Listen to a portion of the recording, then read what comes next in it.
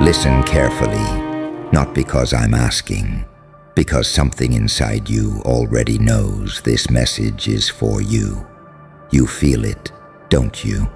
That strange silence, that heavy pressure behind your eyes, that weight you've been carrying for so long that you've forgotten what it feels like to stand without it. Good. Because tonight we're not talking about the people who hated you. We're not talking about your enemies. We're talking about something much worse. The people who smiled while breaking you. The people who took your kindness and used it like a weapon.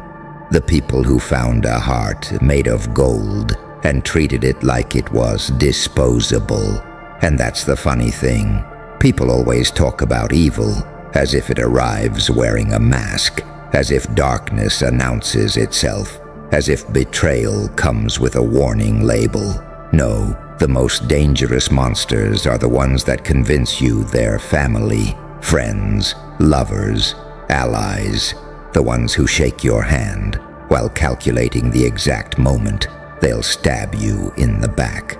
You learned that lesson the hard way, didn't you? You gave chances, then more chances, then chances that should have never existed. You forgave things you shouldn't have forgiven. You tolerated things you shouldn't have tolerated. You carried burdens that weren't yours. You bled for people who would have complained about the stain, because that's who you were. A heart made of gold. And predators love gold. Not because they admire it, because they want to own it, control it, exploit it, melt it down and reshape it into something useful for themselves. They saw your loyalty and called it weakness. They saw your patience and called it submission. They saw your compassion and assumed it meant you lacked teeth. And for a while, maybe even you believed them. Maybe you looked in the mirror and wondered if they were right. Maybe you questioned your own value because the people around you treated it like it was worthless. Maybe you started shrinking, making yourself smaller, quieter, less visible, less threatening, less you. That's what pain does when it stays too long. It starts editing your identity, one cut at a time, one disappointment at a time, one betrayal at a time, until you wake up one morning and realize you've been living as a ghost inside your own life.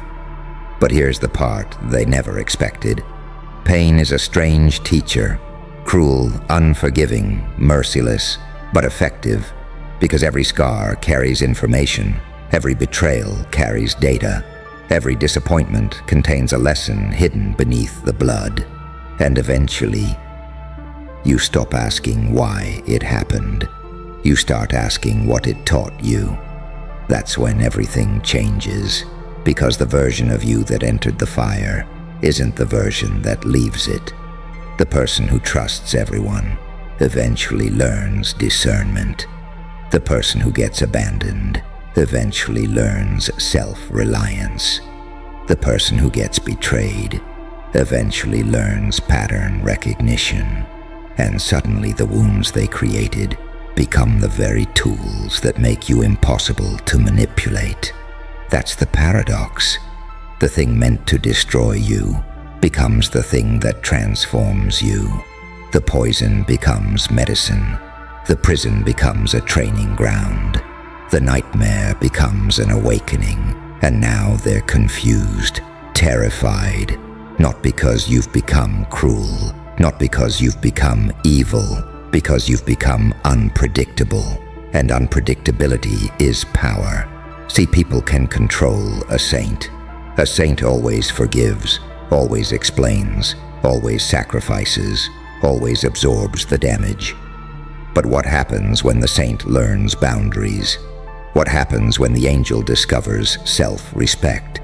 What happens when kindness stops volunteering for execution? Suddenly the entire system breaks because they built their comfort around your tolerance. They built their confidence around your silence. They built their identity around your willingness to carry them. The moment you stop, the moment you walk away, the moment you decide your peace matters more than their approval, everything collapses, not your world, theirs, because they never prepared for a version of you that no longer needed permission to exist. That's why they panic. That's why they gossip. That's why they watch from a distance. Because the old version of you made sense. The new version doesn't. The old version was predictable. The new version is mystery. And mystery terrifies people who thought they had you figured out. You see it now, don't you? The strange looks, the nervous energy, the sudden interest, the people who ignored you now studying you, the people who underestimated you suddenly paying attention. They're trying to understand what happened.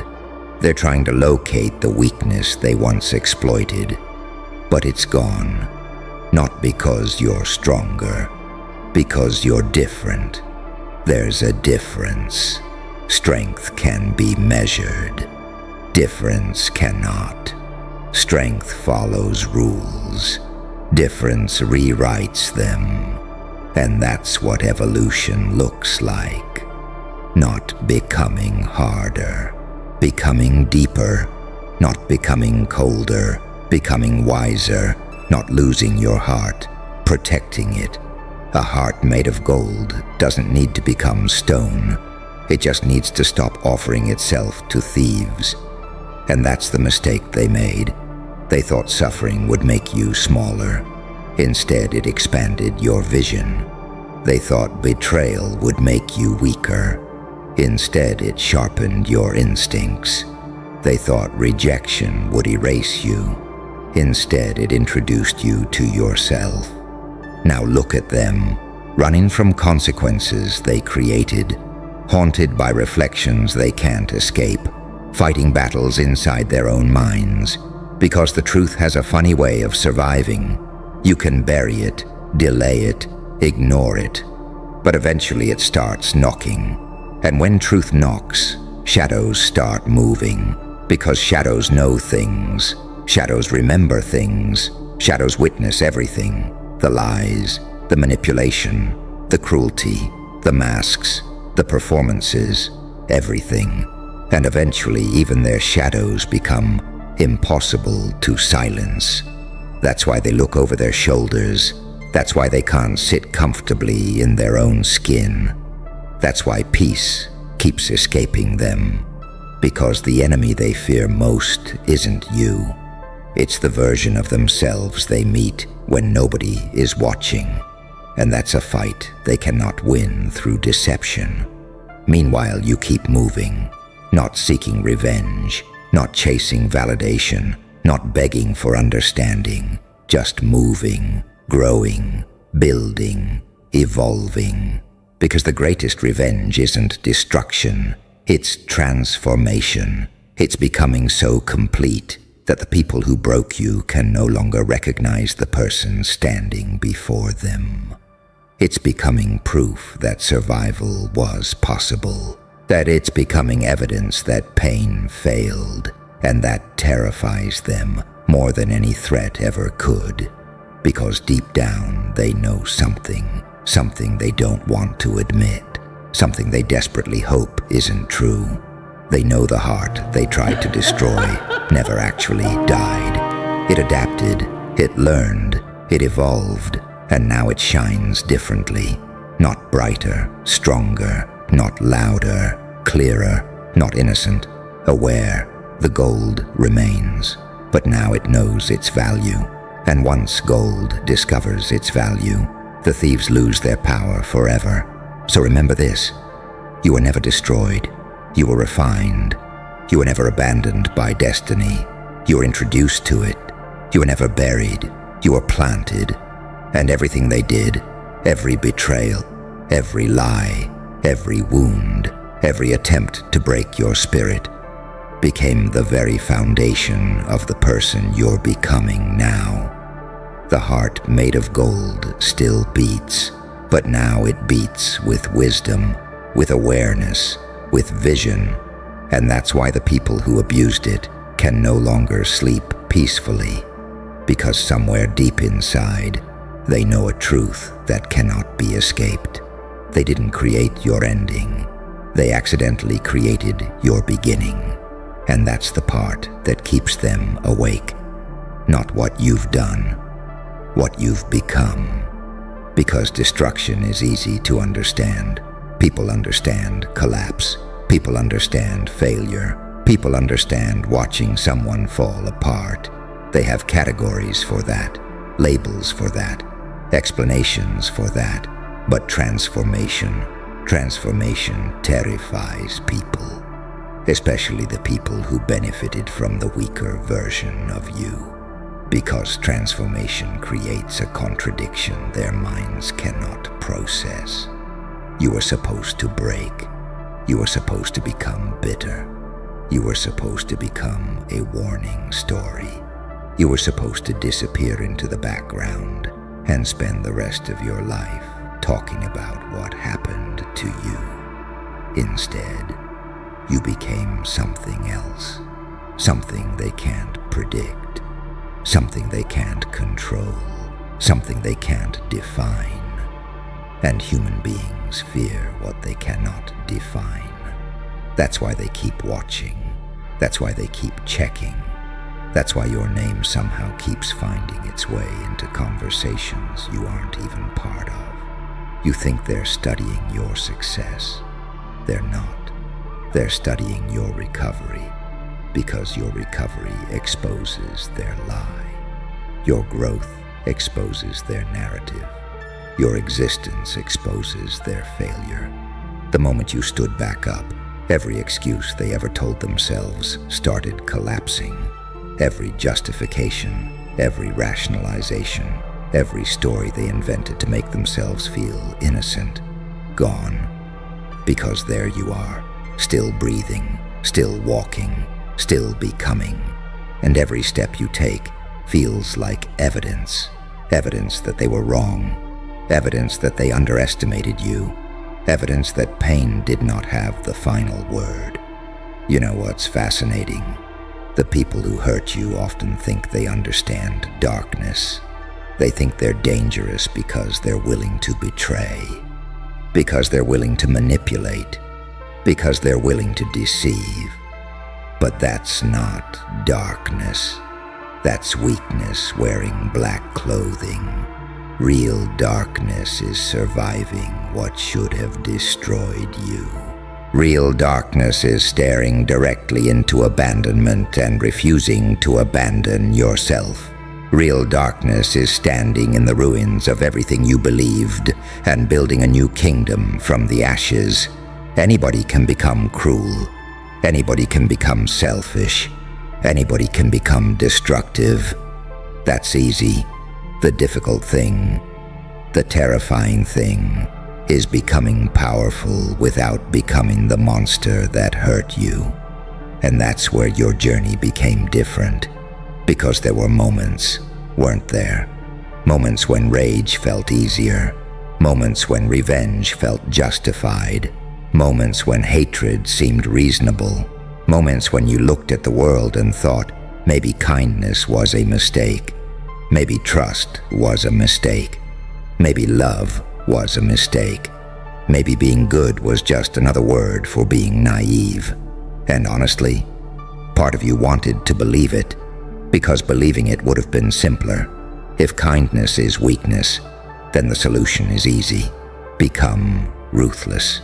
If love is dangerous, then never love again. If trust is painful, then trust nobody. Simple. Clean, predictable. But life isn't that simple, because every demon eventually becomes a prisoner of the darkness it worships, and somewhere inside you, beneath the scars, beneath the anger, beneath the disappointment, there was still a pulse, a quiet voice, a stubborn piece of light refusing to die. Not because it was fragile, because it was immortal. That's what they never understood. The strongest thing about you wasn't your ability to endure pain. It was your refusal to let pain decide who you become. Think about that. Most people let circumstances define them. Betrayed once, they trust nobody. Rejected once, they stop trying. Mocked once, they hide forever. But you kept evolving. Not perfectly, not gracefully, not without mistakes, but you kept moving, and movement is dangerous. Because movement creates momentum. Momentum creates change, and change creates distance. Now look behind you. Really look. The person you were years ago can barely recognize you. The fears that once controlled you now sound ridiculous. The people who once seemed powerful now look small. The opinions that once crushed your spirit now feel meaningless. The chains that once held you captive now lie broken on the ground. And that's not an accident. That's evolution. Pain forced you into rooms you never would have entered willingly. Rooms filled with uncomfortable truths. Rooms filled with ugly realizations. Rooms where illusions died. Rooms where fantasies were buried. Rooms where innocence was replaced by awareness. You hated those rooms. Everybody does. But those rooms changed you. That's where the old version of you started dying. Not the beautiful parts, the false parts. The parts that needed everyone to approve. The parts that confused tolerance with love. The parts that confused sacrifice with value. The parts that believed being needed was the same thing as being respected. One by one, those illusions shattered, and every shattered illusion revealed another layer of reality. Reality isn't always kind. Reality isn't always fair. Reality doesn't hand out rewards based on good intentions. Reality doesn't care how pure your heart is. But reality does respect one thing: growth. And growth leaves fingerprints. You can see it in your eyes. You can hear it in your voice. You can feel it in the way you enter a room. You're different now. Not because you've become fearless, because you've become familiar with fear. There's a difference. Fearless people are reckless. People who understand fear are dangerous because they know exactly what they're facing. They've already visited hell. They've already met disappointment. They've already survived loneliness. They've already walked through uncertainty. So what exactly are they supposed to be afraid of now? Another betrayal? You've survived those. Another rejection? You've survived those. Another loss? You've survived those too. That's the hidden gift inside suffering. Eventually, suffering runs out of threats. It shows you its entire arsenal, and once you've seen everything it has, it loses its ability to intimidate you. That's when your presence changes. That's when people start feeling something around you they can't explain. Not confidence, something deeper, certainty. Confidence says, I think I can. Certainty says, I've already survived worse. Confidence can be shaken. Certainty becomes part of your bones. And bones don't negotiate. They don't apologize. They don't ask permission. They simply hold everything together. Which brings us back to them. The ones who abused a heart made of gold. The ones who mistook compassion for weakness. The ones who thought kindness meant vulnerability. The ones who thought your silence meant ignorance. The ones who thought your patience meant powerlessness. What are they doing now? Watching, waiting, wondering, trying to understand why their actions didn't produce the outcome they expected. Trying to understand why you're still standing. Trying to understand why every attempt to bury you somehow elevated you. trying to understand why every wound they inflicted became another source of strength. And the answer is simple. Because they attacked the surface. Life transformed the core. They fought the version of you that existed then. They never prepared for the version of you that was coming. And that's the tragedy of underestimating people. You never know who they're becoming while you're busy judging who they were. So keep walking, keep building, keep evolving, not for revenge, not for applause, not for validation, for yourself, because somewhere ahead of you exists a version of yourself so powerful, so aware, so complete, that today's struggles will look like ancient history. And when you finally meet that version, when you finally become that version, you'll realize something that changes everything. None of it was wasted. Not the tears, not the betrayal, not the loneliness, not the heartbreak, not the nights nobody came, not the moments you questioned your worth, not the days you felt invisible, not the battles nobody saw. Every single one of them was shaping you, forging you, refining you, preparing you. And one day you'll look back at the darkness that nearly consumed you, and instead of hatred, you'll feel gratitude, because the fire that tried to destroy the gold only proved how pure it really was. Because purity is not the absence of darkness. That's the lie children are taught. That's the fantasy people cling to, because reality is far more unsettling. Purity is walking through darkness and refusing to become its servant. Purity is standing face to face with betrayal and still retaining the ability to recognize loyalty. Purity is being given every reason to become cruel and choosing awareness instead. And awareness changes everything. Because once your eyes open, they never fully close again. You begin noticing things. Tiny things, the pauses between words, the intentions hiding behind compliments, the insecurity disguised as arrogance, the jealousy disguised as concern, the manipulation disguised as love. You start seeing patterns. And once you see patterns, the entire world becomes different. You realize most people aren't fighting you. They're fighting themselves. They're projecting themselves, their fears, their doubts, their limitations, their chaos.